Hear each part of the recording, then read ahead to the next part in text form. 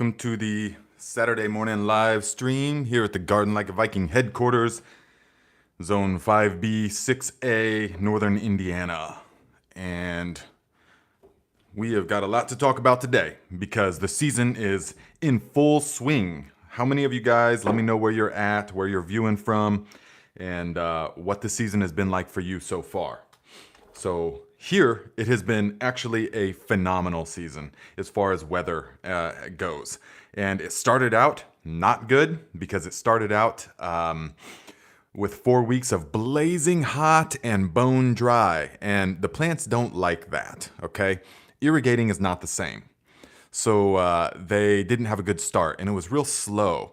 But then now, for the past month and a half, it has been almost ideal. I mean, it has been sort of cloud cover most of the time, and every few days there's a rain. And it's just ideal, man. So all the stuff is just growing crazy. I mean, I wish you guys could see. I wish there was like a good way I could take you on a tour, but it doesn't translate so well on the camera, you know? Like when you see it and you just feel how lush the whole garden is right now, just food coming at you, just crazy amounts of food. So what are we doing in that case? We are fermenting all of our stuff, of course. I'll get into that stuff here in a little bit. And guys, look at this, fermented tomatoes. But guess what? From last year, it's the last jar, and they're still good. They sat out on the shelf all year. I eat them, they're so delicious, and they're still good. So, okay, guys, let's see who is here. What are you guys talking about? What's going on? Whoa. Ricardo says, waiting on the middle of the Atlantic on Madeira Island. Be happy. All right. Thanks for tuning in, Ricardo. Hayden Hyatt says, thanks for your videos. Can you add vinegar, calcium stuff, calcium acetate, I think it is, and fish fermented stuff to hydroponic solutions? Do you grow hydroponic garden stuff, etc.? You guys already know, most of you regular viewers of the channel know what I'm going to say about this, but the hydroponics is not, most of these fermented things are using biological stuff, and it requires an active soil food web. It requires a healthy soil food web. And so if you add most of these ferments to your reservoir, it's going to turn it rancid. So for the most part, hydroponics, you can use the calcium acetate. Yes, that can be used. Depending on your type of system, you can use the fish fertilizer and stuff like that, but it's you have a real high risk of it going rancid. If you have to examine your motive. Why are you growing hydroponically? The only time that I could really see this is if you're like in a tiny little European type or a New York City type apartment, and you have just like a closet to grow in, and so you have to grow vertically, just lettuce greens, salad greens and stuff like that. To me, and this is just my opinion, if you're growing hydroponically, this is nothing against you whatsoever. Everyone's got different ways in doing things, but I'm just saying what I feel like. The hydroponics can never compare. It cannot never compare to the nutrient density that is in and the flavor, therefore, that is in the soil-grown stuff, because that's how things evolved. Short of like rice or some things can grow, in pure water. But for the most part, I am a huge proponent of getting that soil food web, getting the earth in there, all the microbial things that you need, all that stuff is all going to be there. So, and including all that flavor. Because guys, so many of them tomatoes, those hothouse grown tomatoes that you get at the supermarket have been grown hydroponically in greenhouses. And you will taste it and it's like, oh man, it tastes like a placeholder for a real tomato. Nothing like these tomatoes, guys.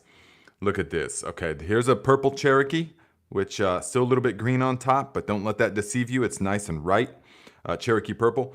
But this, guys, the Berkeley tie-dye, okay. I had my doubts at first this year because there was a claim made about the Berkeley tie-dye that 10 out of 10 people claimed that it was better than the Cherokee purple in a blind taste test. And there's absolutely no way that that's true. So I tested out. Now, I can say confidently that you can't compare the two. That's the thing, okay? Because the flavor profiles are so different. And the Cherokee Purple, okay, we'll start with that one. And it's got like an earthy type of sweetness, almost like a smoked sweetness. It's just so, it's got that really good, sweet, grounded, earthy flavor to it, okay? And super delicious. I mean, the first tomato that just blew my socks off. Like, wow, man, the Cherokee Purple was so delicious. So I was like, 10 out of 10, this doesn't make any sense. So I got some Berkeley tie-dye seeds, and here we are growing them. Now, I can say confidently that the Berkeley tie-dye is every bit as good as the Cherokee Purple, just totally different. It almost tastes, you have to wait for it to ripen though, that's the thing. Because before it's perfectly ripe, it's gonna taste like, it tastes really sour, almost like a Sour Patch Kid. You know what I'm talking about? It tastes really sour. And so, but once it ripens, the Berkeley tie-dye, guys, is amazing. It tastes like a tropical fruit. It is so sweet and it's so complex. And it's like there's no acidity. And my mouth is watering just talking about it, okay? Because, guys, I eat it with one of these pickles that we fermented. No vinegar in these pickles. These are lacto-fermented, bursting with life, super good for you. Probiotics, prebiotics, all the good stuff. But so you eat it, a little bite of that, and that's all the salt that you need. And, this is the salt, so you don't put salt on the tomato or anything. And you eat the two, just a little chunk of that with this, and the flavor is out of this world. It is just a gift of the middle of summer because it only comes like this once a year for about a month, for about 3 to 4 weeks when the tomatoes are getting ripe and the cucumbers have been fermented and they are everything's coming in. We got basil if you want to add some basil to it, but man, get you some Berkeley tie-dye tomatoes and get you some Cherokee Purples. That's the go-to. I mean, these are super delicious, okay? So I hope that you guys hear me on this. So there's my opinion about all of that, because many of you have asked me about tomatoes. So let's see here. What are you guys talking about? Who we got here? Busy Girl. Hello, my friend. Val, what's up, my friend? Says hi. Val says, hi, all from beautiful, warm northern Arizona. Plants are loving the weather, but hoping for more rain. Nate's blooming fertilizer works great. Plants are thriving. Nice. Glad that you are using it. Yes, several of you guys have been on the Instagram or on Facebook and tagged the Garden Like a Viking in your picture and said, yeah, we're using the bloom fertilizer. Fantastic. Yes, because it's about time now. It's about 3 weeks after the video. And so if you've made it, you can start using it. Yes, I just put a big old thing of it out last night when I added some aerated compost teas. Yes, let's see. Scarecrow Valley says Columbus, Ohio. All right. Scott Miller says, good Saturday. The Viking Pack is back to learn another earth-friendly gardening hack. Oh, that rhymes. Thumbs up and put synthetics down. P.S. Your P.O. Box present should be completed this week. All right. Thank you, Scott Miller. And thank you so much to everyone that has sent something to the P.O. Box, man. It has been awesome to get all kinds of cool stuff from you guys. So I'm going to open a couple of the things here right now. Even though you didn't write on it to open it on the thing, but I'm just going to do it anyways, okay? So super appreciate it. Ranvig, hello, my friend. Says, hi from Norway. Unknown U.S. zone. Excited to finally, unknown U.S. zone. Yeah, excited to finally join the live. Yes, Ranvig, you can type in hardiness zone. It's not, I don't know, I don't think it's just US. You can type in hardiness zone. You're probably about similar to us. Which the hardiness zone really is, a lot of people will tell you the hardiness zone only has to do with perennials. It doesn't have anything to do with vegetables growing, but that's not entirely true. I mean, in a way it's true because the hardiness zone just indicates technically what your minimum lowest temperature is. How cold does it get? Here, it usually doesn't get much below -10 Fahrenheit. Sometimes -20, I remember in the past and stuff. and a little bit colder. But in like North Dakota and stuff like that, where it's -40, that's a much lower zone. So your perennials are not going to, survive there and stuff. Certain perennials are not. So a lot of people will say the zone only has to do with your perennials, but that's not entirely true because there is so much information you can infer based upon where someone's zone is. So I can know that if someone says, greetings from zone 3, I can say, okay, you're north somewhere or up in a mountain somewhere, but you're in the north, so you've got a shorter growing season. So you're not going to have 2 full runs of stuff like we do here or down in the south. You're going to have a shorter growing zone, and it's not, the day length is going to be longer. You're going to do long day stuff, So that is going to, but then also if someone's like, hey, greetings from zone 9, then I'm gonna say, okay, so you're in the hot, you're in the warm stuff, usually similar around the coastal area and stuff. So for you, you're gonna have a super long season, but if you're in zone 9 and stuff, 8, 9, 10, then you're gonna have like a period during the middle of your season that is prohibitive because it's so hot. You see, so you can infer all of this stuff based upon the zone, even though technically all the zone tells you is what the minimum cold temperature is. So here in zone 5/6, we're pretty much in the ideal. This is great. As long as it's a normal year and not a drought year, this is a pretty great growing zone. I am definitely realizing that, after being back here and growing here, because I came from zone 10 in Northern California, right on the coast, basically, and on the Lost Coast, and where you could grow year round. You could grow things year round. But it's just different. It's just different, So there, when in certain grown zones, if it doesn't rain, or like in Northern California, it didn't rain one time. Once the rain stops, it doesn't rain at all for the next 6 months until the rains come back. And then it rains pretty much steadily the whole next 6 months until the rains stop again. It gets totally brown. That's a whole different kind of, the techniques are different. The principles are all still the same, but the techniques are very different.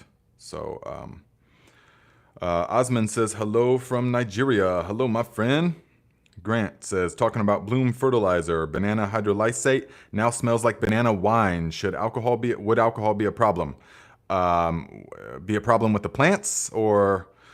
it does smell like banana wine. It does have that sort of alcoholic type ferment smell to it, but you're going to dilute it at no more than 1 ounce a gallon. So you're going to be perfectly fine. You're not going to have to worry about anything.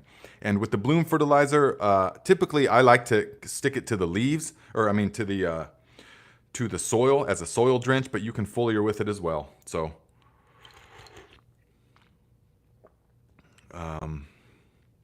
Kim Rimshizzle, what's up, Aunt Kim? Says, hello from World's Racquetball Tourney in Denver. All right. Need to know perennials between matches. Yeah, nice. But good luck. Let us all wish my Aunt Kim good luck at the World Racquetball Tournament in Denver. She's quite the racquetball player. Yes.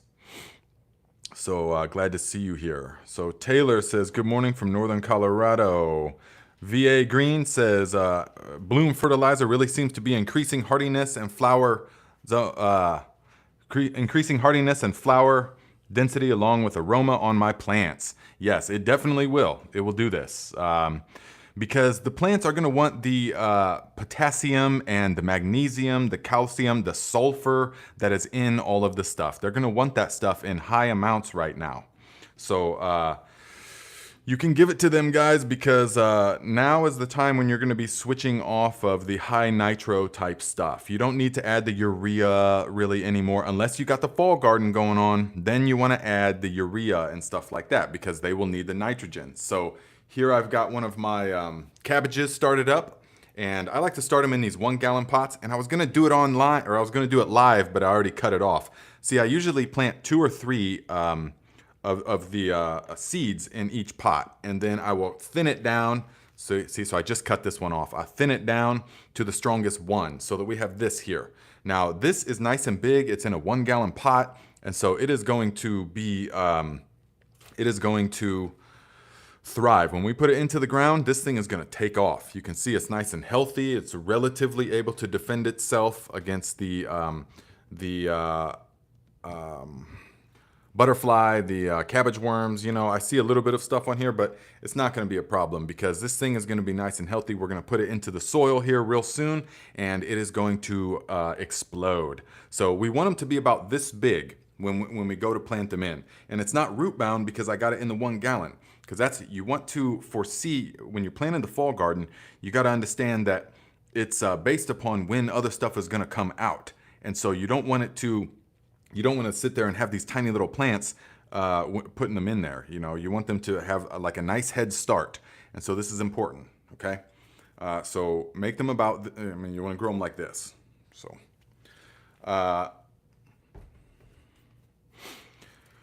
let's see.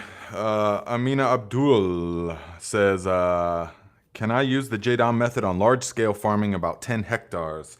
Yes, you can. That's actually what it's designed for, really, is larger scale type market farming and stuff. So yes, you absolutely can. You just have to have the fermentation crocks, the fermentation barrels that are big enough, and you have to make sure that you can make the pesticides and stuff. That's going to be very important, that you can make them on that scale. But yes, you absolutely can do JDOM on that scale.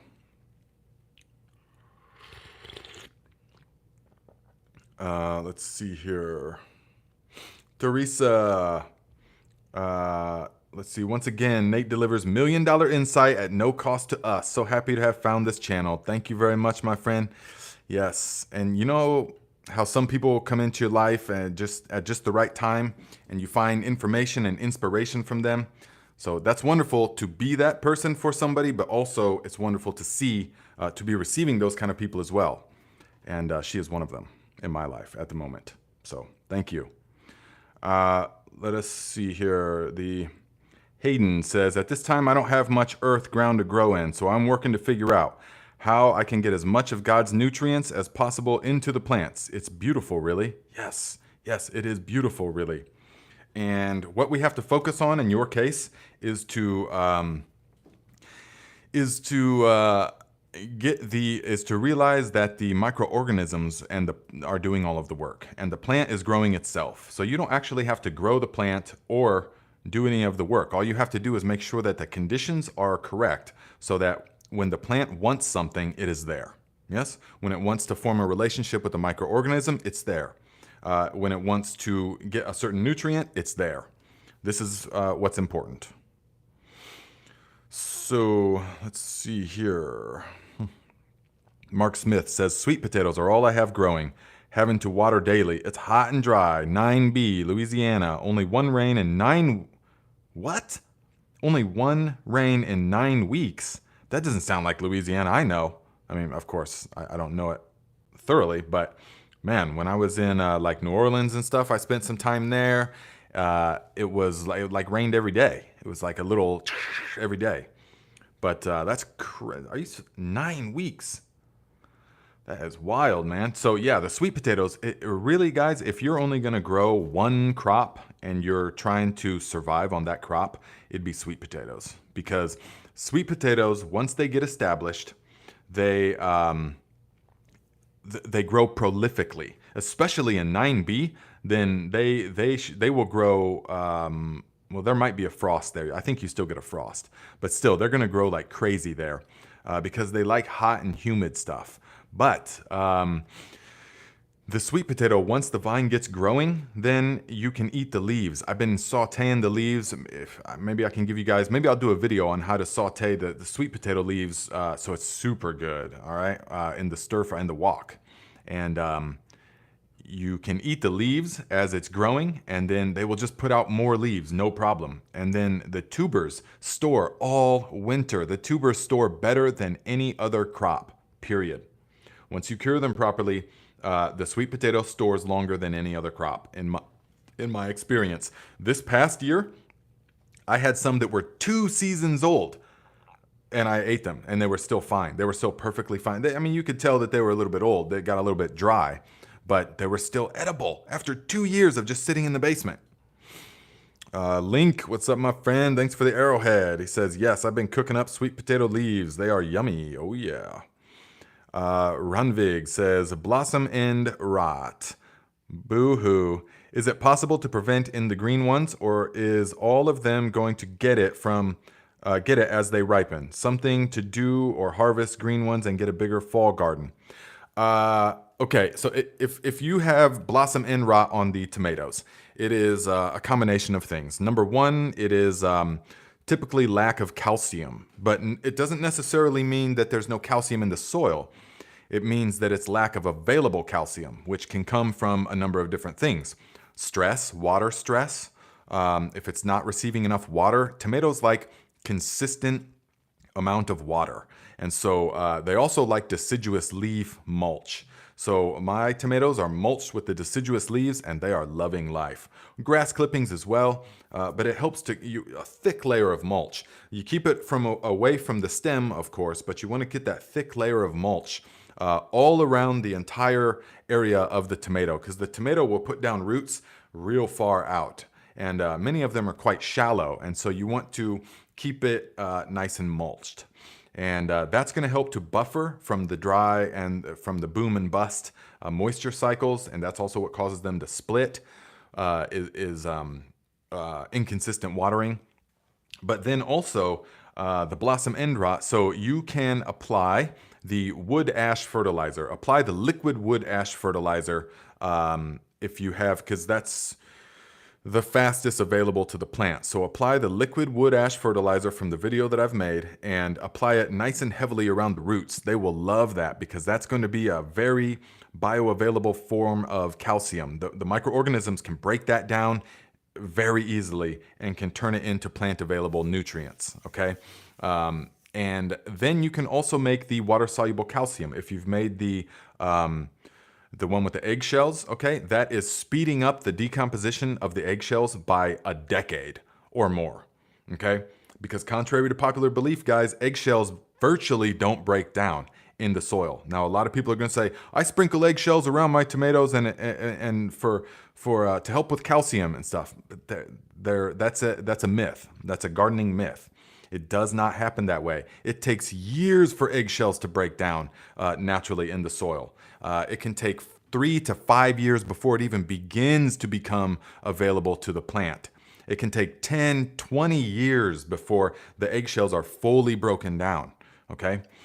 Because it's a calcium, it's a hard calcium deposit. And so what we are doing with the vinegar is we are chemically speeding up that process by years and years. And so it will become available to the plant, well, to the microorganisms that can then easily digest it and give it to the plant. Because everything's got to be passed through the microorganism activity. And so these are the two things that I would do. And you can foliar with both of those. You can foliar the tomatoes with both of those. And that foliar spraying to the plants is like mainlining. It is like straight into the bloodstream of the plant. And so you can foliar them. If you're getting the blossom end rot, make the water soluble calcium and the wood ash fertilizer and mix up, watch the video and mix it up in the described ratio and spray it like 3 to 5 nights in a row. And that's going to really help. And then also give it to the roots. That's going to help a lot. Okay. But Scott Miller says, we're supposed to roast the eggshells first. Yes, we roast the eggshells, guys, in the calcium. Hang on, let me see real quick. I got a donation up here somewhere. We roast the eggshells. Okay, Taylor Reindl, $20. Thank you very much, my friend. Says, completed the master cleanse and quit smoking after 20 years, thanks to you. Guys, listen to that. Taylor completed the master cleanse, which is like, it's a heck of an accomplishment in someone's life. If you've ever done it, you will know. It's like climbing a mountain. It teaches you a lot about yourself, the master cleanse. And you quit smoking after 20 years. That's awesome. Let us all give Taylor a round of applause because that, man, that's great. That's what it's all about. That is just becoming the healthiest version of yourself. That is stepping out of the old, stale, stagnant energy that you were and dropping the toxins and the toxic state of mind that cigarette smoking, sort of creates in a person, the fidgetiness and the irritation and all of this and the boom and bust. Leave that all behind, my friend, And so he has stepped into a new life. Don't even think about the old life. No need to even think about the old life anymore, okay? So good. That's what that sounds fantastic, my friend. Thank you for telling us. And if you guys are into that kind of stuff, like what I just described about the mind and about stepping into the most actualized version of yourself, then check us out. I just started another channel just last week called Thrive Like a Viking. I put a link in the description of this video. You can just click there, subscribe to that channel, and that's where we talk about all this kind of stuff. All the things that are going to make us more resilient, okay? Because I started this channel, Garden Like a Viking, because I think the most important thing in the years to come is food resilience, is that we need to be able to grow our own food way more than we have in the past. And so that's why I started the channel, Food Resilience. But I started Thrive Like a Viking because I believe that we also need emotional and spiritual resilience in the months and years to come. Definitely. We need to be resilient. And so we have to do practices. We have to work at this. We have to do the master cleanse. We have to give up things that are toxifying our life, like smoking and eating fast food and watching mindless programs and all this kind of stuff. We have to let all of that go so that we can step into a resilient, healthy, and actualized version of ourselves that is just waiting for you. So check us out on that channel. We do a live Q&A every Monday at 10:30 a.m. Eastern Time on the Thrive Like a Viking channel. So check us out. Yeah, look at all that love you're getting, Taylor. Everyone says, Elizabeth says, Taylor, that's an amazing accomplishment. Yay for you. Congratulations. Yes, yes. Elizabeth, also, thank you for the gifts. Thank you. I think I'm going to open one of them right now. And look, Joe Slack says, Taylor, congratulations. Sharon says, that's awesome. Link says, yeehaw, Taylor. Yes, yes. Okay. So, let's see. Hogue says, compost eggshells and don't expect much for 5 years. Yeah, that's a good way to put it. That's a good way to put it.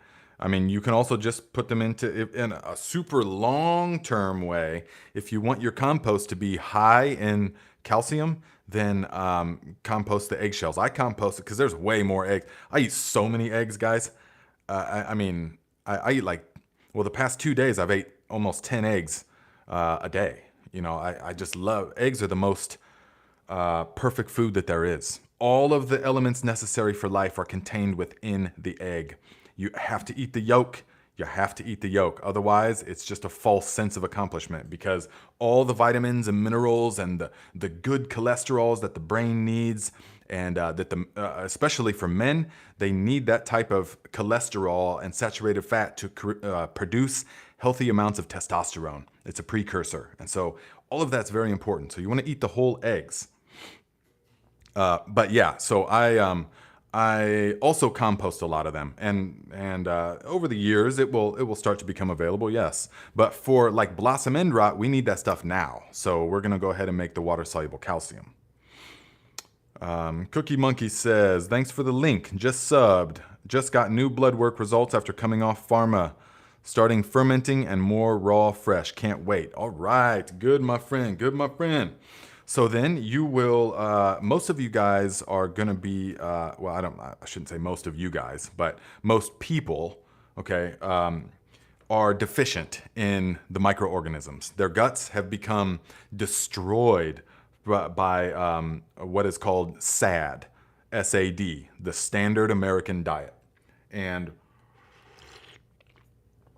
that is because preservatives and flavor enhancers and all natural flavors and all the stuff that is designed to short circuit the natural system that we have of taste, which is actually a nutrient monitoring system, which in the natural world tells us how nutrient rich a food is. That's why taste is so important in the natural world.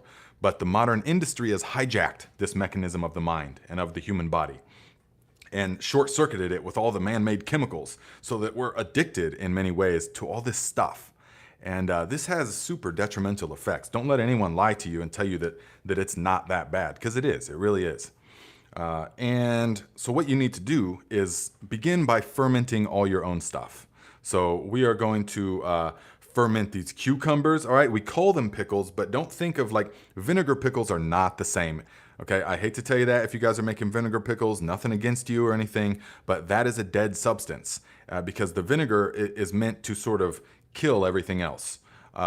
And so you're left with it's still nourishing, yes, they're still good and good for you and stuff, but if you're making it with like the white vinegar and stuff, distilled vinegar, there's really nothing in there. It's like it's a natural preservative, but that's what it is. But when you're making these are lacto fermented pickles. And so we really should come up with another name than pickles, but because they are like a whole meal. I mean, they're savory but salty and just delicious. They enhance the flavor of whatever you eat them with. And so these are they are stored because the lactic acid bacteria consume the starches and turn it into their byproduct, turn this material into an acid of types. And which makes it inhospitable to spoilage bacteria.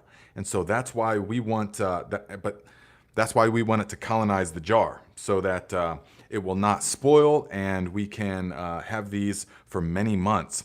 But the byproduct of that, the side effect, is that these are bursting with life. These are super alive. So when we take it is going to help the digestive system. Okay.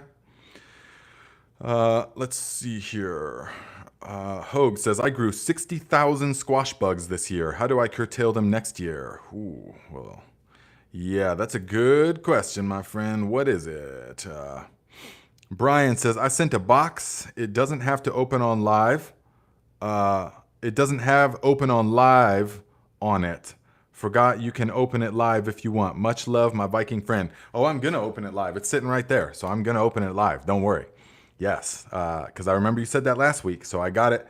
But I had to just open the top of two of these packages just to make sure that there was nothing alive in there that I needed to because a couple of people have sent me live clippings and I can't just let them sit there, So I just opened it real quick. I said, okay, there's nothing alive in there, so I'll save it for the live. So we'll do that here and shortly. Deacon, what's up, my friend? Cecily Cronin says, do radishes ferment well? Well, I know that daikon radish ferments really well because I grow them for the kimchi, and I just planted them about a week ago, so it's going to be super good. Julie Ann Scott says, oh, Nate, I finally got the labs done and the cheese is fabulous. Can you eat too much? Beyond delicious. No, you can't really eat too much because it is going to have all these bacteria, these lactic acid bacteria. It's going to have that as well in the cheese. That's why it's actually better than any of the long-term types of cheeses. So this cheese that you make with the lactic acid bacteria is very alive with all the good stuff for the system. Now, I want to show you guys something. Oh, Paul the Thing, £5 sterling. Thank you very much, my friend. Says, a big thank you for all the information you're passing on. Yes, you are welcome. I'm happy that you are here. And let us see. So I wanted to show you guys, let's see. Oh yeah, Donald Hughes says, Tahitian melon, when do I know when they're ready? Okay, guys, I'm getting this question a lot from you guys because, as I said last week, now I've created like a militia of Tahitian melon squash growers because now everyone's like, I'm growing the Tahitian melon squash now based upon your recommendation, and that's awesome. So here's the thing. The Tahitian melon squash is a storage crop, and it is for winter time. So we plant summer squash, like the white scallop Native American type squash that we've got outside. These little cute little things, except they get big, but I like them when they're nice and small. And we plant those and we eat those all summer long. And we gorge ourselves on them, as many as we can, until we're sick of them, which is about now. We're about sick of them. But you just keep eating them because they're only going to be here for a few weeks. But then as the season progresses and the fall time comes, the melon squash will start to become ready. And then the Tahitian squash, once it is cured, which I'll describe in a moment, will store a full year, at least until the springtime. So they stay good just in the basement. They're like sweet potatoes in the sense that they stay really good for a long time. And so we will eat the winter squash all throughout the winter. So you don't pick the Tahitian melon squash. You just let it pretty much grow and grow until the plant will start to die back as it approaches the frost. You don't want to let the squash get a frost though. That's important. So you have to gauge and you have to see, okay, we're about 3 to 4 weeks out from when a frost is going to be coming. And so you want to look at the squash and you will see that the Tahitian melon squash will be like a light bluish green color, and it'll feel kind of sticky, like skin, like kind of clammy skin. That's what the Tahitian melon squash will feel like. But as it becomes more ripe, it will turn to a sort of like a human color, like this color. It will turn like a tan color. And then the plant will sort of start to die back, and the stem on it will start to turn brown, okay? So you can... but we're talking like just a few weeks before your frost is when you want to do this, because you want to leave them in there. You want to leave them in the ground and leave them connected to the plant, because even once the squash plant dies back, and so long as there's no frost, the plant is going to be taking nutrients up from the earth, life force and mineral and nutrients. You want to leave them connected to the earth as long as possible. That's what you want to do with squash, winter squash. And then you can take them, cut them, and leave them in the sun for about a week, and turn them every day if you can, so that they can get exposed to the sun. And that is going to cure that skin so that it's nice and thick. And then when it's nice and cured, you will be able to tell, because you'll kind of press your fingernail into it and it won't be able to pierce it. It won't leave a mark. But this little one, though, like a soft one, Tahitian melon squash, when you press into it, it'll do just like that right there. You see? Leave that big old mark. It'll pierce the skin real easily. But when it's cured, you can do that with your thumbnail and it won't pierce it. So that's important, to wait till the right time.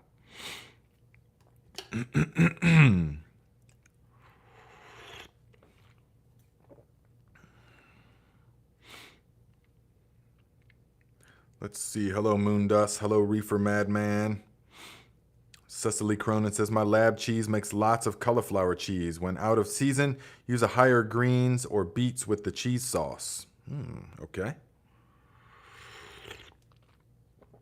Hogue says, does a light frost hurt winter squash? Yes, it does. It will totally ruin your squash. So do not let the actual squash itself get a frost. It will ruin it. It won't store. So you need to let it cure several weeks before your projected last frost. Or if you're too late, then you can bring it in at night and you can put it back out in the day if you want to do it that way. But you got to let it cure for about a week at least. Justin says, hey Nate, how do we grow chinampas? Chinampas? I'm not sure what that is, my friend. Can't even say it. Let's see here. So, yeah, Gary Taproot says, Baker Creek has probably never sold so many Tahitian melon squash seeds. Yeah, I know. Yeah. Val, $5. Thank you very much, my friend. Says, can I gently thin the cabbages out of the containers and transplant instead of cutting at soil level? Cabbage is one of the few things that you can, yes, if you get it at the right time. See, these are going to be too established. So if they're like this big, then that's going to be too established, and it's going to take forever to, you're going to hurt the roots of both plants, and they will stay stunted for a long time. But if they're still nice and small, then yes, you can divide them. Cabbages, collard greens, Brussels sprouts, the brassica family, are one of the things that you can gently separate the roots from them, yes, and they will transplant pretty well. Unlike things in the cucurbita family. So here's like here's a lonely old collard green plant. Yes, so I'm probably gonna plant this thing out. It's gonna explode it's gonna grow so fast. See, just started getting some of the pest pressure. Notice some of that, but that's okay because we're gonna plant it out, and these things will grow so fast at this time of year that they'll outgrow the pest competition. I mean, I haven't really put anything on the garden this year as far as pest repellents or any of that kind of stuff.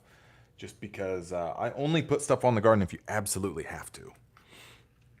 Here's a Shijimisa. It's kind of a little bit flimsy, but the ones that are out there in the garden are doing super good. Nice and big already, and gonna be very delicious.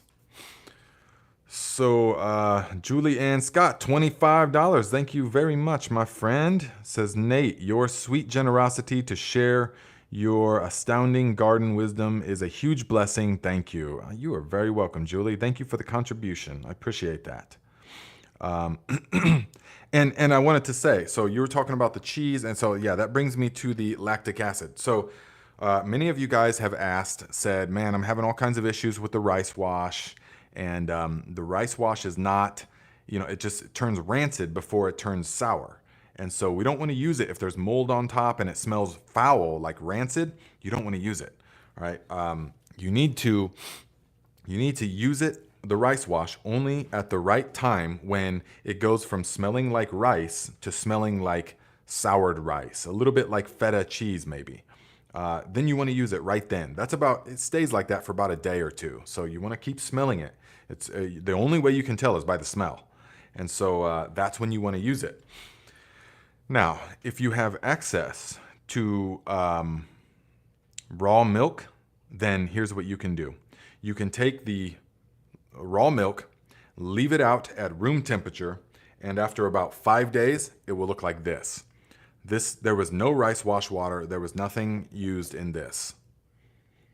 Yes, and it is super good smelling and smells really, I mean, there's no way, this isn't spoiled. I couldn't do this with spoiled rotten milk.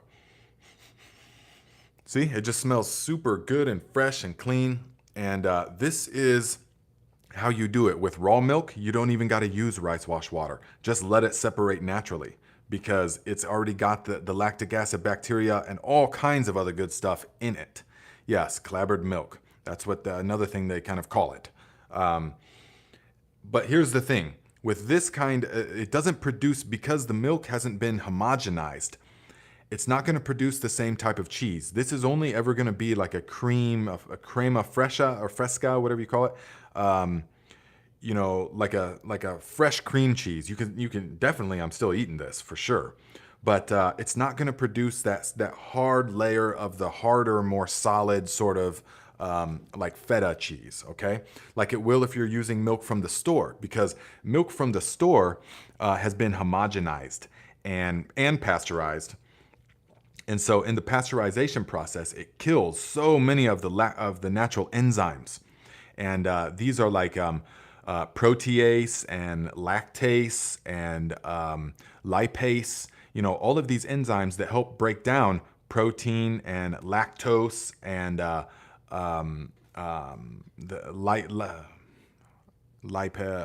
fats, basically. So all the stuff that helps the body to break down milk, all the enzymes are destroyed by the pasteurization process. And this is why, see guys, we are mammals. And so many people say, we're not meant to drink milk.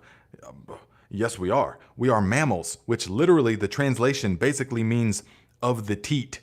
Milk drinker. That's what mammal means. We absolutely can drink milk all the way up into adulthood, so long as it's in its natural raw state, because there is like over 400 different kinds.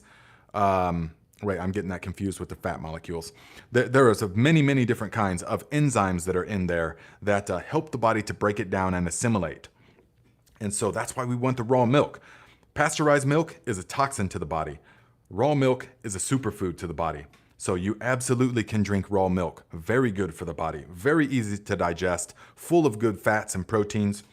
The fats, and I believe that I'm correct on this, there's over 400 different types of fats in raw milk.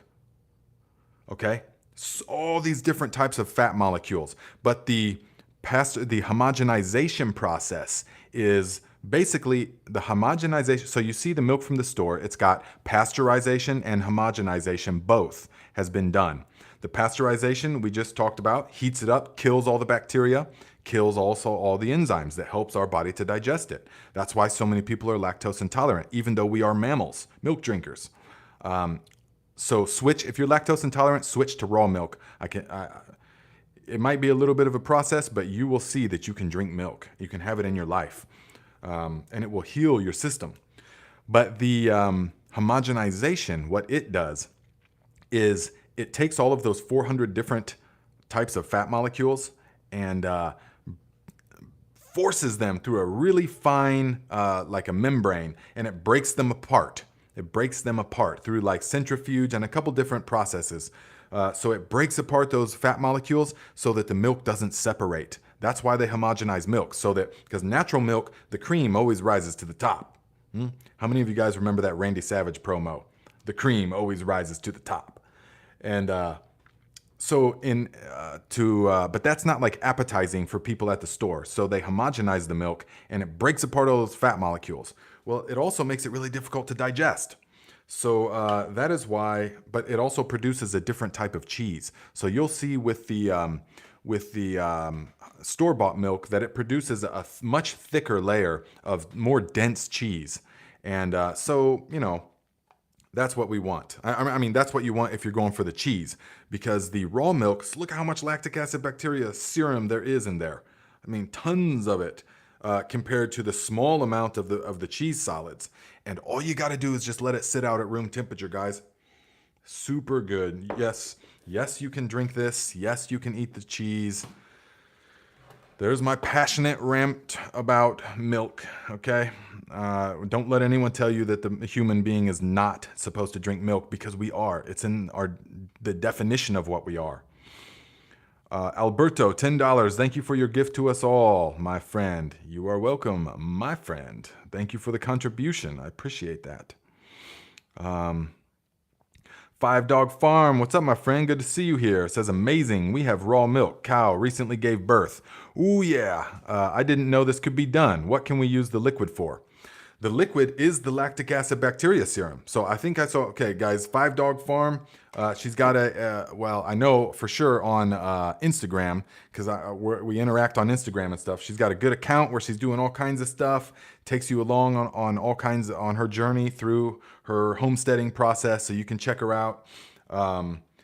But this stuff, so if the cow just had a baby, then you can get that colostrum. The raw bovine colostrum is super good. I got like a gallon of it downstairs in the freezer because it only comes once in a while, of course. But that first flush, most of it goes to the calf, but some of it we can get. And so, boy, that's the real treat. I love to make smoothies with that stuff, the raw bovine colostrum. But you can use, so just leave it out. And you can use it like the lactic acid. So you don't even need the rice wash water and all that stuff if you've got the raw milk. Let's see here. Wayne Corolli says, and our mom had to stop use from drink just the top off. Oh, yeah. Well, that was before, I mean, I don't remember the milkman and all that kind of, that was before my time, but I know that, when you have raw milk in the fridge, all the cream goes to the top. And so, I could see how a mom would be like, you better shake that up before you drink it, because you're going to drink all the good stuff.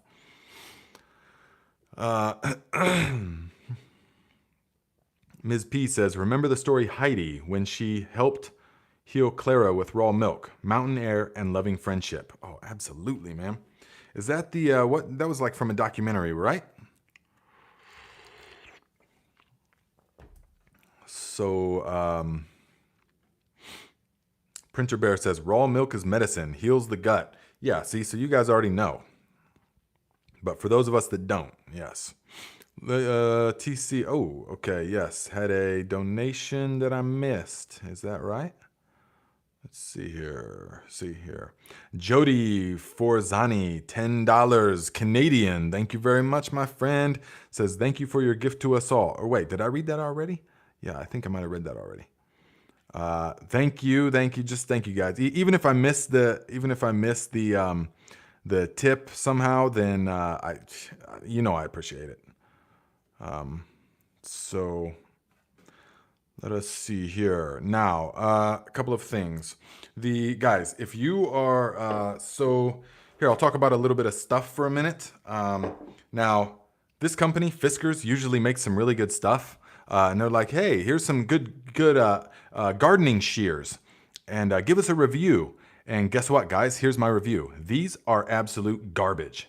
Do not get these in any way because check it out. Okay, do you see how I don't know who was at the table, the drawing board, and thought that this was a good idea. They're obviously not a gardener because look here, these are harvesting shears and they got a knife on them. So the outside edges are razor sharp.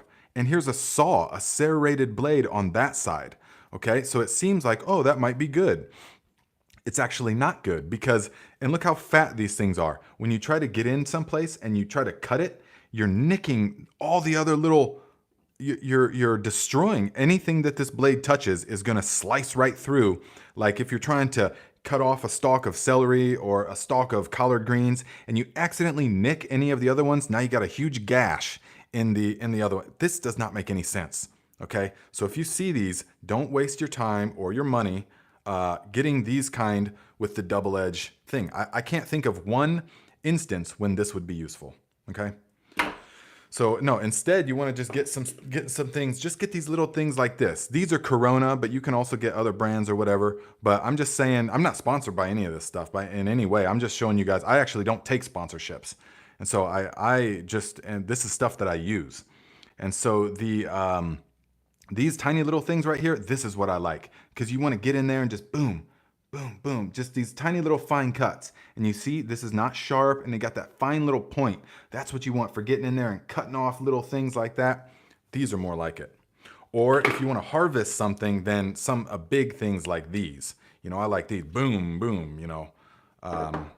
Yeah, so just wanted to say, man, these are so frustrating. Don't even waste your time on them. So anyways. Let's see here. Did you get them from Temu? No, I did not. I did not. Wayne Corelli, $20. Thank you very much, my friend. Says down payment on the farm. Yes. I'm so glad that you guys are feeling it as well because all of my efforts, all of my energy is focusing in this direction now. And so I'm seeing and visioneering with some of you guys and stuff that the way to do this is through, it's multifaceted, many different aspects, but there will be a gardening book coming, hopefully in the spring, by springtime. I will focus my efforts this winter on this because it is so important. I just see it already. This is one route to the farm, to the school, you know, to the campus, to the learning center, so that we can come and have classes. We can have a 3-day long intensive or a week long intensive, whatever it is, so that we can teach these skills to people in person. You got to get your hands in the dirt. You got to get your hands connected to the earth, learn these skills. I can teach all this stuff in person, no problem. You will get, even if you've watched every one of the videos, I guarantee you that if you were in person, there would be so much more that you would gain from this. You know, from an intensive, if you came to a ranch and you saw all of it happening, and you saw all of it functioning, then it will just make a much deeper lasting impact. And this is the goal, this is the vision. And so I think, and I feel, and I see that the way to do this is through writing gardening books. And so definitely the first one will be coming, as soon as it can. And so that is going to have, and it's going to be super simple, guys. It's going to be a manual that you can have, basically, that is going to give you all the videos I've already made so far, distilled to their absolute essence and made as concise as possible. The book, the gardening book, will have all of the steps laid out as crystal clear. That its simplicity is going to be one of its defining factors. So I'm going to make sure that this is how it happens, so that it's going to be super easy, not just a bunch of big long paragraphs and words and all that stuff, just a lot of pictures. And by this point, I know how to present these topics as concisely as possible. And so it's going to translate to the book. I can just see it. So that way you guys will have something that if if you don't have the internet, or if you don't have, if the grid, or, you know, whatever happens, you will have a copy of it. This is so important that we have a hard copy of it in the years to come, because, hey, we don't know what might happen. And so, yeah, that's what I'm feeling like. That's what I'm feeling like. So thank you guys, all the contributions and all that kind of stuff. It's all going to that goal, towards that vision, because that's the kind of person that I am. I am like a very focused, you know, classically we might call it addictive type personality. And it used to be that, but I've learned to totally redirect and harness that energy. And so I can focus my energies on things and really get them done, really get into them. And so, yeah, that's where we're focusing that energy on that now. Okay, so I want you guys to come along with all of that. I mean, all of that. Because we're at the really ground floor right now. You know, this is just the base. And it's only going to grow from here. Ms. P says, Nate, you need to set up a nonprofit to buy the land. Hey, I'm totally open to that. You know, that's, yeah. A lot of people have told me that, and I could totally see that happening. I do not yet know how to understand how to do that and all of that, or if it's time for that, but I am totally open to that.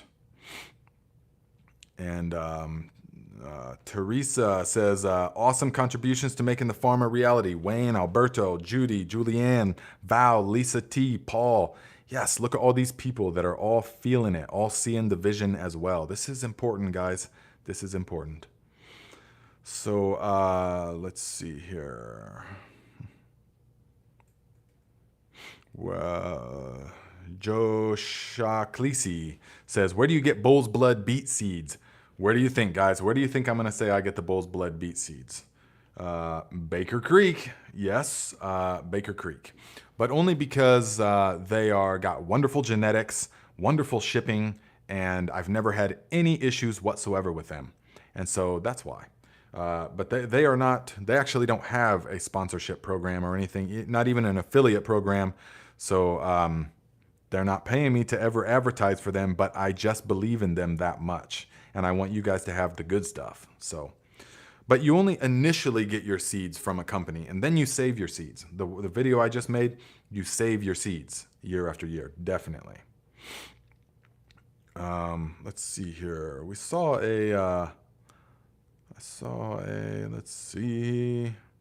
Yes, Kevin Davis, $20. Thank you very much, my friend. Says, thank you again for the great information. Labs from fresh milk without rice water. A video would be awesome. Yeah, maybe I'll do that. Actually, I will definitely do that, because you need to be able to see the different levels of it so that you can see that it's actually working. So, yes, I will do that. Make a video on that. I don't know when exactly, but I will.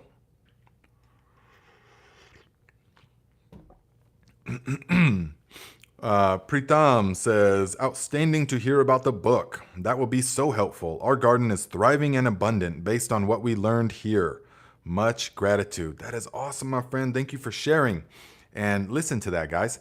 This is all people through this community, through what we're all doing here, the information and knowledge that we're sharing, you guys too, in the comments and all of that stuff, is helping people to grow their food.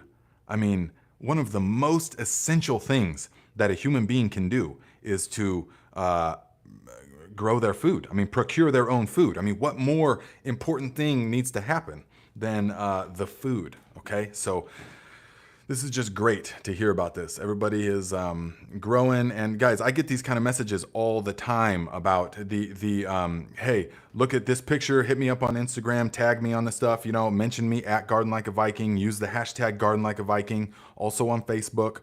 And they're like, Nate, look at all this stuff. You know, we're implementing all of these techniques, and this year we've had super abundance. And that is what it's all about. I mean, that's just, there's nothing more to say. That's what it's all about. Let's see here. There was another Rachel, successful garden design, 10 pounds sterling. Thank you very much, my friend. Says, looking forward to the school. Is there a way we can set up a monthly donation via PayPal or something? Your link doesn't allow that option. Ooh, that's a good idea. I need to look into that somehow. That's a very good idea. I don't know. Maybe I should look into things as well, like the I don't know about GoFundMe, but crowdfunding. Is that right? People have mentioned that, or something where people can contribute and see the level like going up so that we can, because that's the only thing I'm focused on is the school, the land, getting people's hands into the soil, getting them an experiential understanding of all of these concepts that we're talking about. Yes. And then you can come from the UK to the USA to the school, and we could spend a week or two in person. Hayden Hyatt says, will you do live stuff on your Thrive Like a Viking channel? Yes, every Monday at 10:30 a.m. Eastern time. We will do a live Q&A there. Possibly we'll start doing 2 lives because people are really liking it. We begin with like a guided meditation, and then we talk about all kinds of different stuff. So yes, Monday at 10:30 a.m. VA Green says, might want to look at a Patreon account where people can join on a monthly basis. I should probably do that. Yeah, I've been anti-Patreon just because I thought that up until very recently, I thought that you have to like charge, well, because I didn't want to like privatize the information. I want everyone to have access to this information if they need it. But also I'm realizing that through Patreon, people can just set up a monthly donation. It streamlines the whole thing because people want to be a part. People want to contribute to a worthy thing that they see happening. And so I understand that. So yeah, I will look into all of that more happening. Have it. Alvin K says, well, you could do a Kickstarter or something where you could offer something back to the backers, like a workshop, or even have people come to you in person if they donate enough, etc. Yes, something like this. I need to understand more about how all of this works, but we will be doing all of this kind of stuff. Rachel says, I would love that. Could film a successful Garden Like a Viking episode. Oh, that would be awesome. We could make it super cool. Elizabeth says, I would love to pre-order your gardening book. Hey, yes. When the time is right, that will come, definitely. I will look into how that happens. To Tubba, $5. Thank you very much, my friend. Says, Baker Creek mandated the yabs. They backtracked but showed their anti-freedom colors. Thanks for what you do. Thank you for the input, my friend. I appreciate that. And thank you for the tip.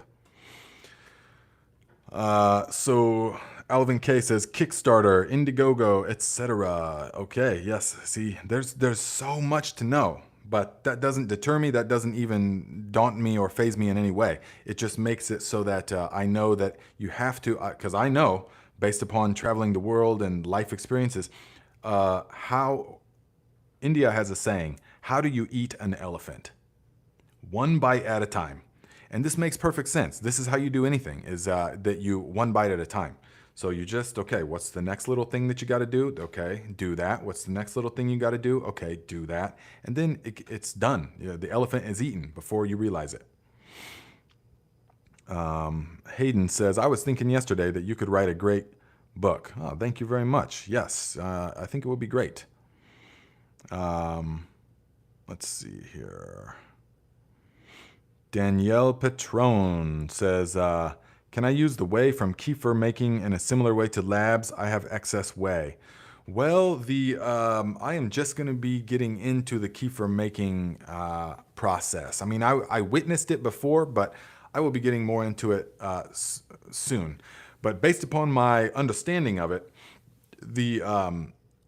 it's not going to be the same because the sets of bacteria are completely different. So it's not going to be dominated in the proper lactic acid bacteria that we need, the proper lactobacilli. It's a different set of bacteria. That's why it has a whole different effect in the substance. The milk and stuff turns it into a totally different, like, to me, milk kefir tastes exactly like champagne. It tastes like milk champagne. I mean, 100%. It's not even like a if or maybe hints of it. It tastes literally like a glass of milk champagne to me. So I know that that's not going to be the same bacteria. That has to be totally different bacteria than what is in here. So yeah. Jay Moore says, I thought Baker Creek was just a small seed company like most. Oh, they're a huge company. Wayne Corelli says, as long as the book starts with hello, my friends. Yes, it will start with, okay, my friends, here it is. That's what it will, that's what it will start with. Well, you already know what the title's going to be, right? Of course, Garden Like a Viking. Nate supports eating elephants. Unbelievable. Yes, Ben T, I know. We have, yes, if you watch my Travel Like a Viking channel, I took you guys along when I went to Sri Lanka in 2009. And there, I witnessed something that was incredible. The people, the villagers were treating these elephants with just such an incredible amount of respect. They were bathing them. They would have the elephants back up into this shallow pond that they had lined with like clay and rocks. And they would make the elephants lay down. And then like four villager guys would jump on top of the elephant with coconut shells, broken off coconut shells, and start scrubbing the skin. And then they would splash water on it, or they would give a command, and the elephant would take its trunk and rinse itself off with the water. And it was just incredible. I have a little bit of video of that, as good as could be taken in 2009 while traveling, on my Travel Like a Viking channel. So if you wanted to see that, and I think the video title's Elephant Day Spa. And yeah, they were just sitting there scrubbing them elephants and treating them, and them elephants were just sitting there going, raw. They were loving it, man. You could just tell. They were like moaning. It was pretty cool. Yeah, that reminded me of that. So, of course, I know that was a joke, Ben, because that's a figure of speech. How do you eat an elephant? One bite at a time. Look to Nature Homestead says, my Back to Eden dried out. Wasn't a fan. Yeah, okay, Back to Eden. Back to Eden stuff, yeah, it's taken several years for my Back to Eden plot to become productive. And even then, I still feel like it's a little bit deficient. So the Back to Eden, yeah, it can dry out.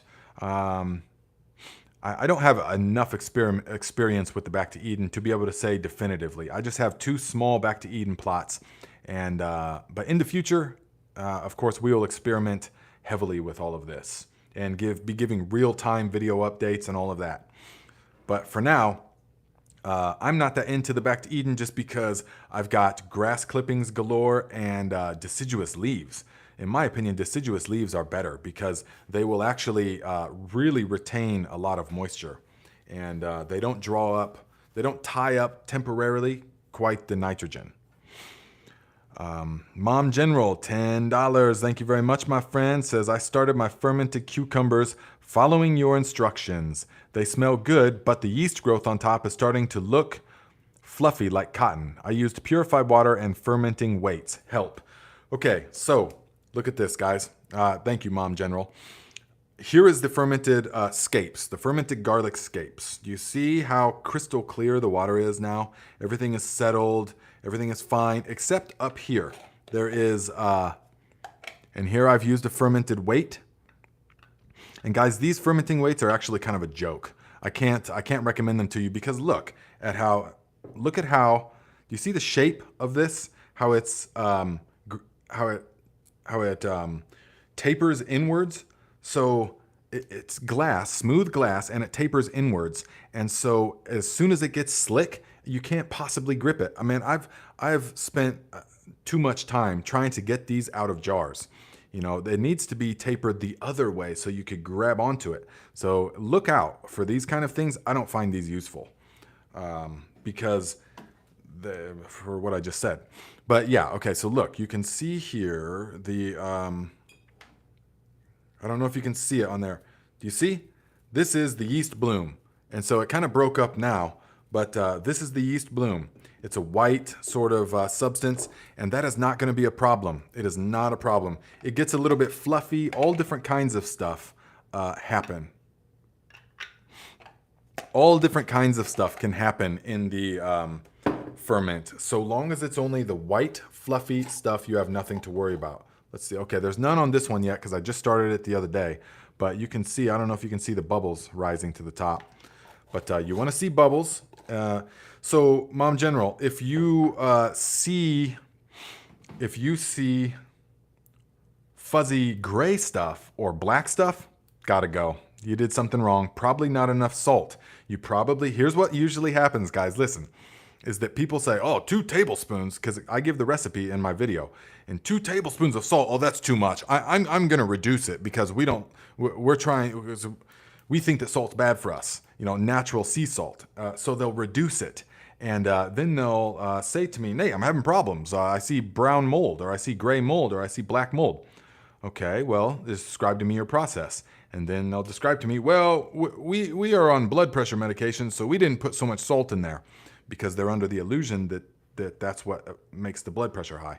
Anyways, and so I will say, okay, so you didn't use enough salt. That's why it didn't become acidic enough. That's why the fermentation didn't happen. I know it seems like a lot of salt, but you got to add every last bit of it, because that's what's going to keep cucumbers actually don't ferment all that easily. It's not like cabbage. Cabbage will almost ferment itself, but you need the salt. The salinity helps to keep the other stuff from growing, to give the lactic acid enough time to take hold.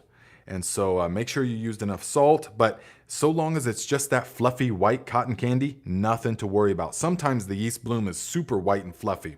So long as it's white and it's not gray or brown or black, you're good to go.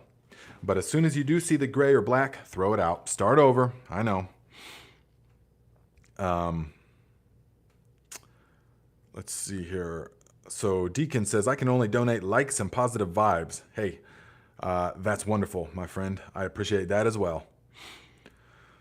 And shares. The way is share the videos. That really helps as well. Mom General says, I used extra salt. I'm a salty gal. Celtic sea salt. Also tossed in some chili flakes on one. Okay. I don't know how that would do. I never even tried that way. But you'll be fine then. You'll be totally fine. So yeah, guys, sea salt, real sea salt, Celtic sea salt, gray sea salt, pink Himalayan salt is sea salt. Remember that. It's just evaporated millions of years ago, long time ago. So all of that stuff is got 82 different minerals in it, all of which are required by the body to assimilate and absorb the sodium chloride, the salt that is in there. So all of those different minerals, those 82 different minerals that are all required by the body to function and thrive, those are all in the sea salt in the perfect ratio that the human body can assimilate. So those will not give you any issues with high blood pressure or anything. Salt the food to taste, so long as you're using the right kind. But here's the issue. Any salt that you see inside the packaging of things, when it labels salt on the ingredient, is table salt. And table salt has been stripped of all of the different 81 different minerals, so that only one mineral remains, and that is sodium chloride. And so the body, that's not a natural substance. The body never was designed to deal with that kind of substance. And so all those 81 different minerals are lacking in the table salt. And so the body, it doesn't know how to assimilate that kind of sodium chloride properly. So that is why table salt is terrible for you. Terrible for you. Morton's salt and stuff is terrible for you guys. You got to be getting on the real whole sea salt train, because that is what we are, of the sea in many ways. The body is thrives with all of those different minerals, so we need that.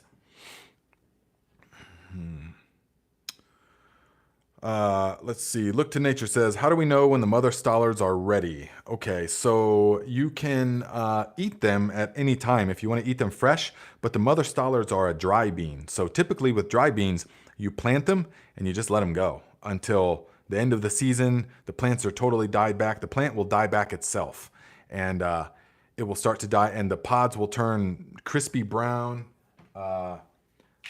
like this.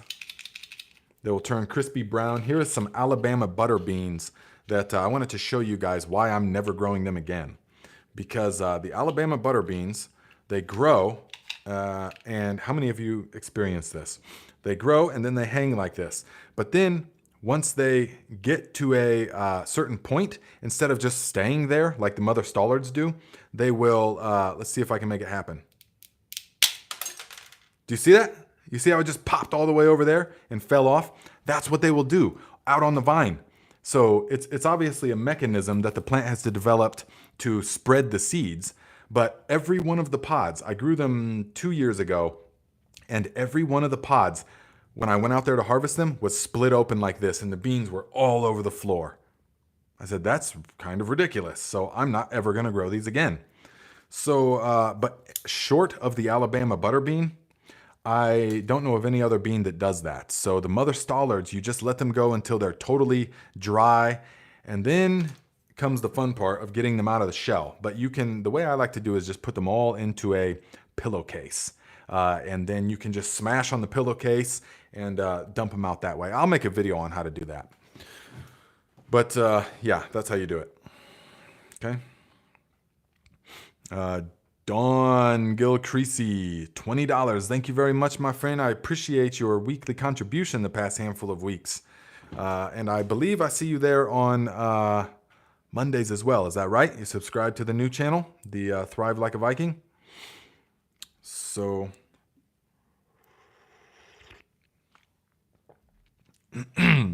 Scott Miller says, Nate, why didn't you include iodine salt in your survival list?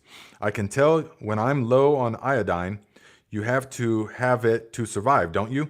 Yes, you do. You definitely have to have iodine, but do not be under the delusion that you're getting it only from table salt that have iodine added to it. You do not need table salt. All right, there is natural levels of iodine in all sorts of things, including salt, or sea salt, but red meat and beef liver and blood, marrows, and different egg yolk. Egg yolk is the #1 source. So there's all kinds of different sources of iodine, and you don't need to get it artificially pumped into the salt. After the salt has been stripped of all the different minerals, and then they've been used for different industrial processes and different things, and no. Let us see here. Dawn says, love starting my weekend with your live stream. You are really motivating. Ooh, nice. I'm glad that you're feeling the motivation, my friend, because that's what it's all about. We want to be inspired. We want to be enthused. Yes? Let us get to the packages, okay? 1 second. Okay, so like I said, I just went to the store and got this, and they were like, "Oh, here you go." And I'm gonna do 2 of them right now. So I just split it open to make sure that there was no live thing in here. But so we will see. Okay, there was no live thing in here. This is from Brian. All right. Thank you very much. I can tell already I'm gonna love whatever it is because the thought is just incredible. Okay. Ooh, let us see here. Okay, here we go. It's packaged like this. Yes, nice. Let us see. Looks like a nice drawing of some kind. Okay, that's what we got. Nice. So protective. Looks like it's arrived pretty much intact. Ooh, let's see here. This is from Brian. And let us be very careful. I feel like it's a hand, like it's a drawing of some kind. Let's see here.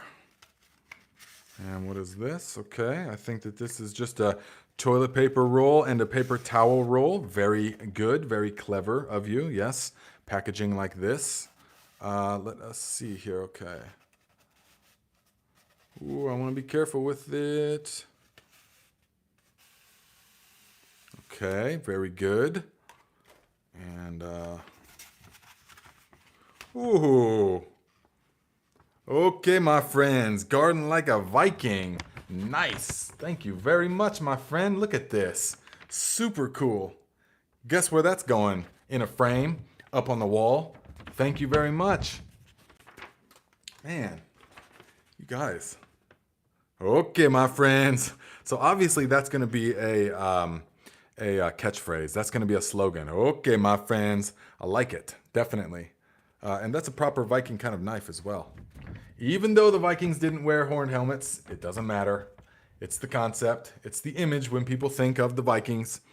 So thank you very much, my friend. This means a lot to me. We'll definitely put it in a frame. You can count on that.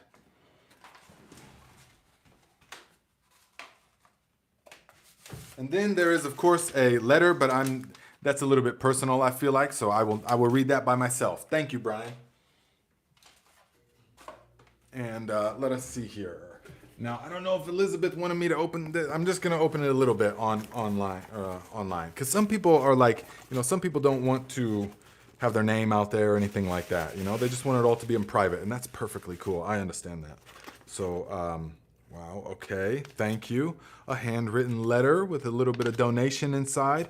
Thank you very much for that, my friend. Man, she has sent me some thoughtful things, guys. I mean, like, the type of people that you can just tell that they're very thoughtful, like when they see something, just a little thing that reminds them of you, and they'll like give it to you, like a certain a shell from a certain tree, or like a certain type of incense or something like that. You can tell that Elizabeth is that kind of person, very thoughtful. So, all right, this is going to be some seeds I'm going to dig into here. I'm sure that there's going to be a list of the different kinds of seeds that we have here. This is going to be very cool. I will be, anything you guys send me, oh, look at that, man. She even put some silica in there. Good call. Anything you guys send me, I can plant. If you guys have any kind of berry bushes that are hardy in zone 5, send me cuttings, send me rootings of them. I've got some land at one of the garden plots that we can plant any kind of good berry bushes. Haskberries, all kinds of stuff that you guys have told me about that I never knew about. And you're like, yo, yeah, they're great. Look at this, mustard greens and savory, yes, celery. And okay, this is gonna be a fennel, I bet. Thank you very much, my friend. I always enjoy getting this kind of stuff from you guys. Ooh, what is this here? We got something else. Let's see, feels wrapped very gingerly, So, okay, let us see. Oh, enjoy the now. Did you make this? Did you make this? Because that's pretty cool. Enjoy the now, my friend. This is stuff that we talk about on the Thrive Like a Viking channel. Enjoy the now. So this will go, I don't know, it might just go right here, actually. Let's see here. Okay, well, I will be putting a nail here so that it can go here from now on. Very thoughtful, guys. Thank you so much, Elizabeth and Brian, and all the other guys that have sent stuff as well. It just means a lot, because that means that this person took the time to do this. They went through the action. I mean, when was the last time that someone hand wrote you a big letter and stuff and told you how thankful they are? I mean, that is like really inspiring to me. So I will read this later. Thank you. I appreciate you guys. So yeah, you guys can send in the about section of my channel.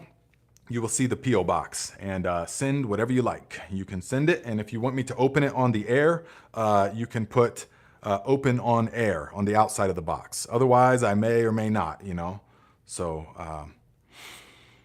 let's see. There is other stuff. Well, I will get to those. Enjoy the now. Cool. Love it. Yes. Yes. Elizabeth says, yes, that's fine. Okay. Yes. Thank you. I'm glad that you're here for it. And Hayden says, I extremely love. That's awesome. Busy Girl says, that's awesome. Nice gifts and thoughtful. Yeah, it's just wonderful. That type of energy, because it's the thing, but it's also what that represents. And that's super high vibrational energy. So that's what we need more of.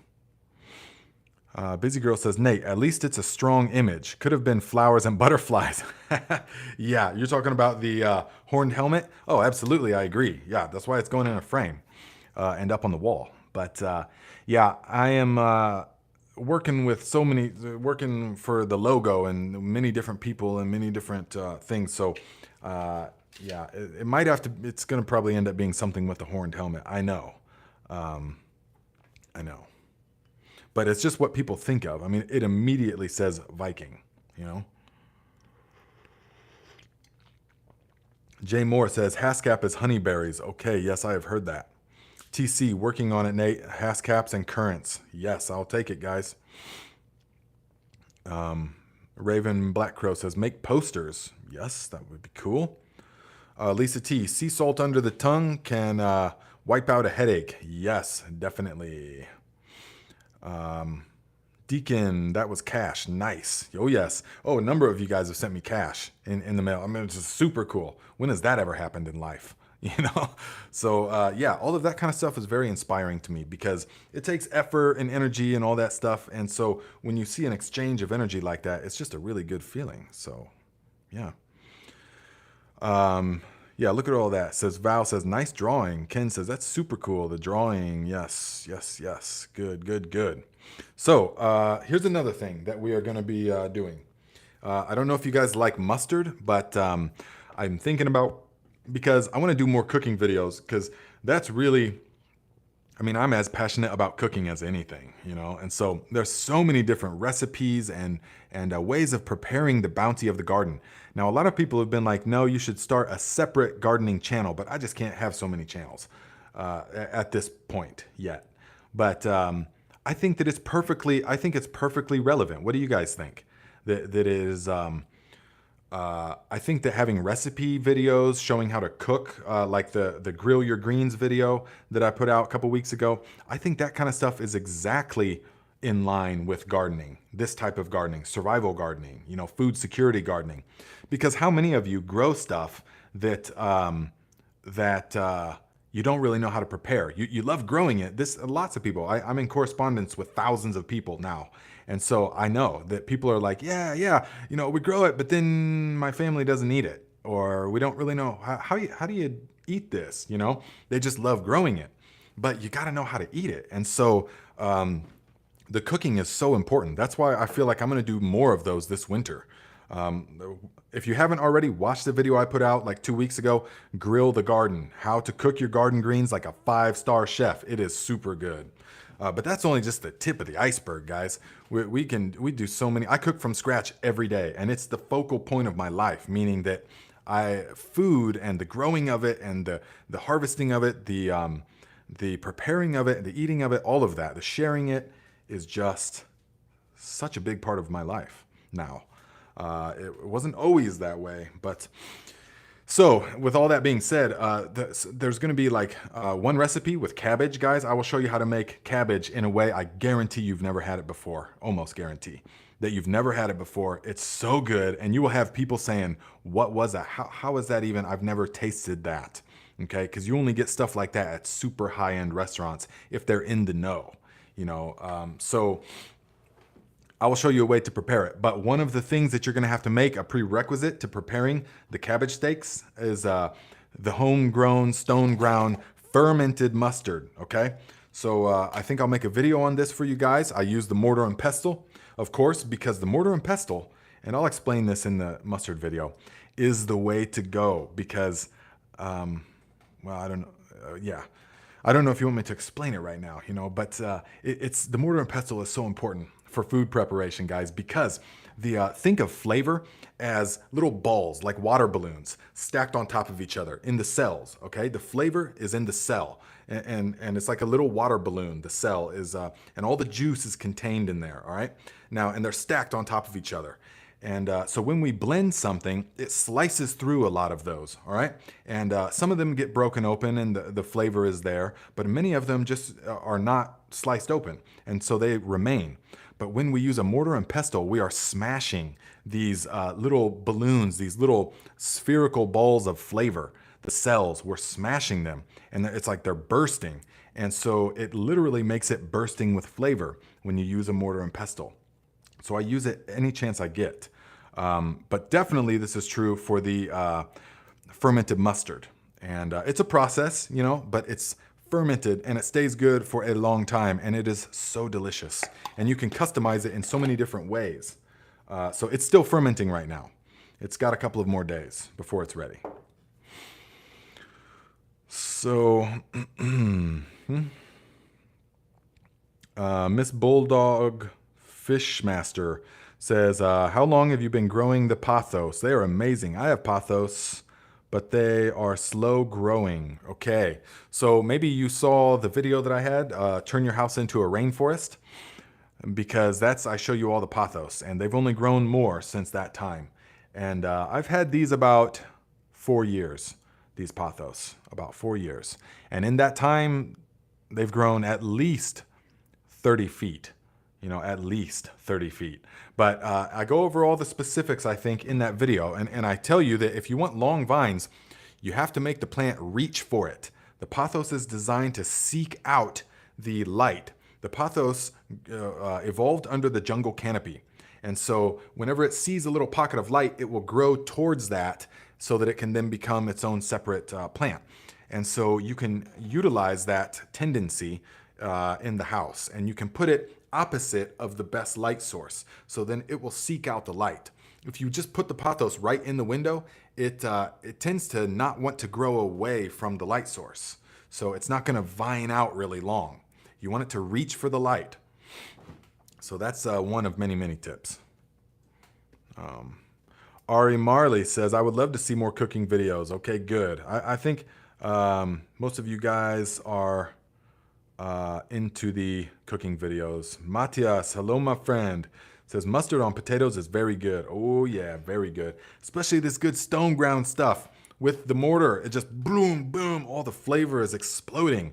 And do you guys know what the herbs de Provence is?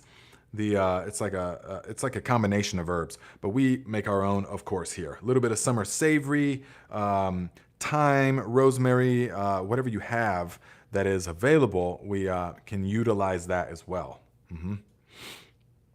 Mark Smith says, another great show, Nate. Thanks for your knowledge. You are very welcome, Mark.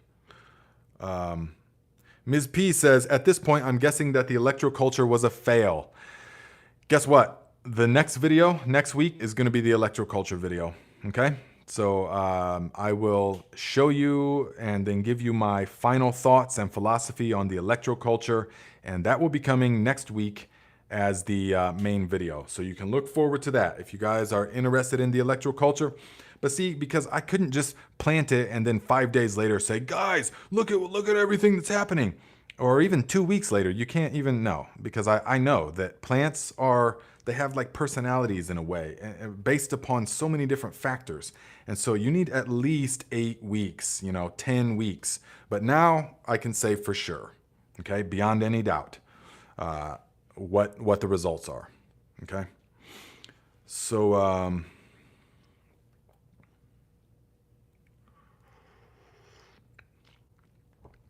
Hayden says, do you know the best ways to use artificial lighting? I wonder if it's possible to get the natural healing that the sun gives, or as much as possible. If you have to, if you can. I mean, of course, the sun, there's no comparison for the sun, but definitely you can try to utilize some artificial lighting for that. Yes.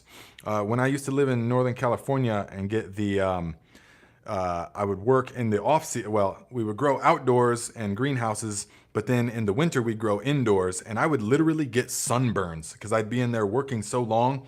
I had these things called grow goggles, because these were all high pressure sodium lights in this day, and there was no LEDs at this time. And I would literally get burned from the lights. So yeah, it's possible. But guys, this winter on the other channel, I'll be telling you guys about the sauna, two different options for heat therapy this winter. So important to thriving is the anti-fragility training of sauna, cold training, breathing exercises, all this kind of stuff. It's all tied in to the resilience that we all will need in our lives. So, okay, my friends, it is time. It's been a great episode with you guys. Lots of good contributions. I really appreciate it. I appreciate your contribution of time, of energy, of thoughts and knowledge, of money, of course. So I appreciate it. Is somebody filling your cup? How can you still have liquid in there? Yeah, I've got a little person down there that just every time I go like this, it just fills it up. I do, yeah. I know, yeah. Now I'll be getting some of these. Once the merch comes out, I'll be getting some Garden Like a Viking ones. Even this color, this is a really good one, man. This is living the aquascapes lifestyle from when I went to the content creator thing a few weeks back in Chicago with Greg Whitstock, the pond guy. Yeah, he gave me one of these, so they're great. And let's see. So, okay, we will see you 10:30 a.m. Monday at the Thrive Like a Viking channel. The link to that channel is in the description. I just started it last week. And then otherwise, we will see you here next Saturday at 12 noon Eastern time. Same like always, okay? Everyone hit the like button, share the video, tell people about it, grow the tribe, and just thrive. Everything, whatever you got to do to thrive, that's what needs to happen.